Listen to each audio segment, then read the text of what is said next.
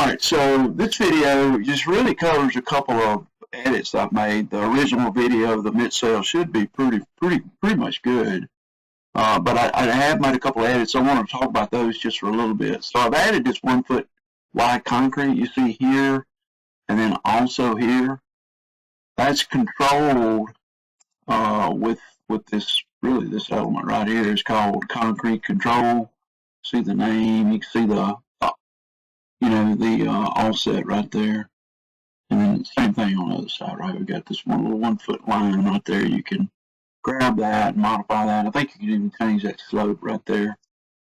All right, so that's one thing I've done. The other thing, I'm modeling this area now.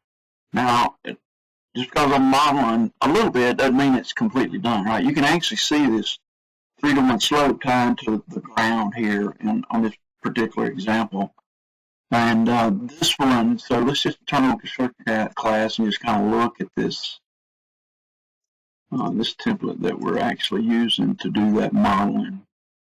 There that I was just pointing at, right? This slope tag in here. So this is kind of it. And then basically we've got a point out here with a grading slope of -2%. And basically this element right here is just coming down on a gravel slope and tying into that 2% slope there. Now this one right here, if I test this vertically, I can actually kind of manipulate it a little bit. And so basically what I'm doing, I'm adding a parametric constraint here and also at the end. So two different parametric constraints to just do this same thing at each wall. But basically, this moves from 3-to-1. With the parametric constraint, I move this from 3-to-1 to -2 here.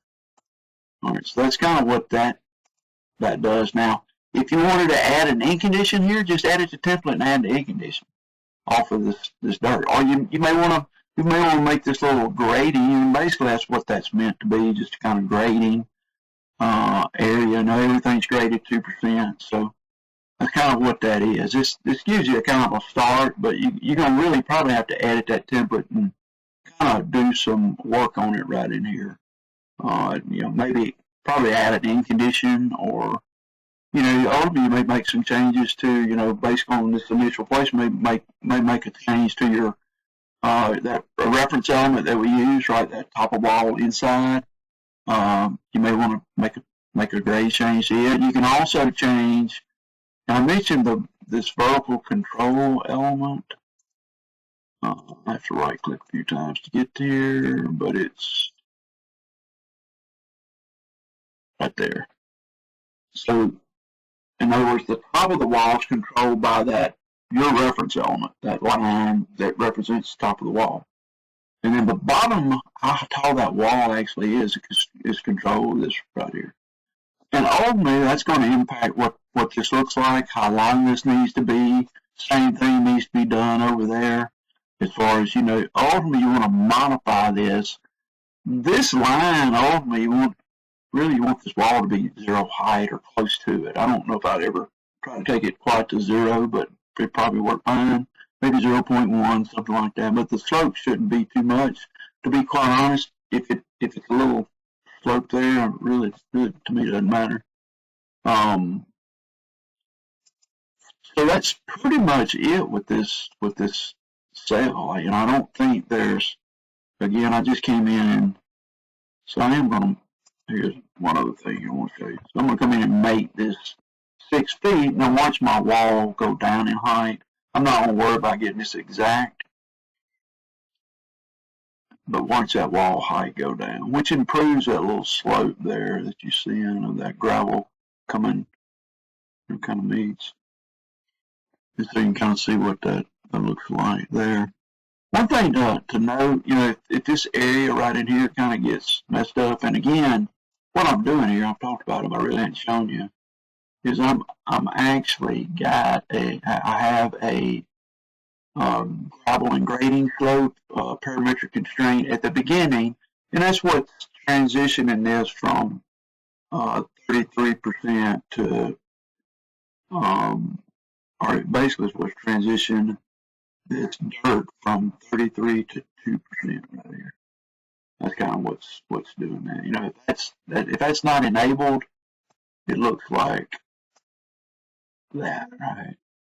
And so with that enabled, it looks like that. If that ever were to get off, you know, if you see a spike or something right in this area, I would come in. I think I don't know for sure if I've got it set up to where I don't know if I can make this always be 0 and 0 plus 0.5 at the beginning, and then it needs to be a half a foot off the end here, right? That is a half a foot off the end. But if you start changing, the length of this wall and all that, you could potentially see some issues there. But if you do, you just come back in here and make that 0 to 0.5 and make that whatever the end is a half a foot off of it for the start station. All right, so there's two more things I need to cover. So if you look down on this end of the wall, you can see we've also added this little piece of concrete here.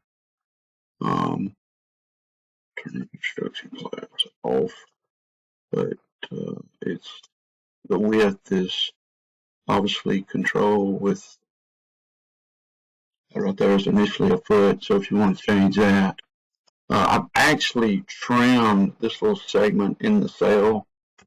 So that little segment, this is actually an element right there that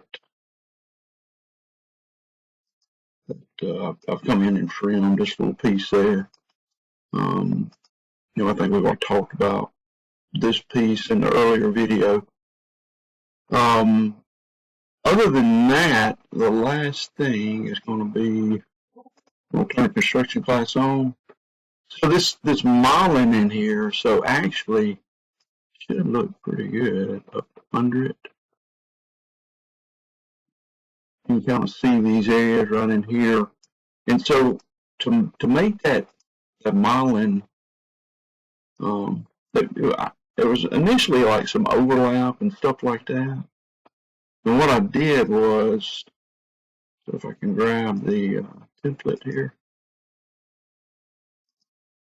So I changed that exterior corner sweep angle from 5 to 10. I think it's generally default 5 to 10.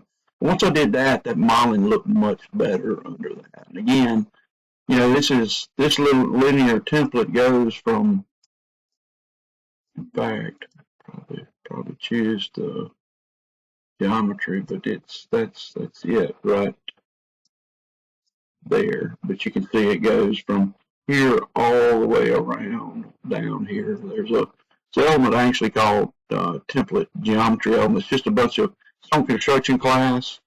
It's just a bunch of, offsets of elements that were already there. But in fact, I could probably grab it right.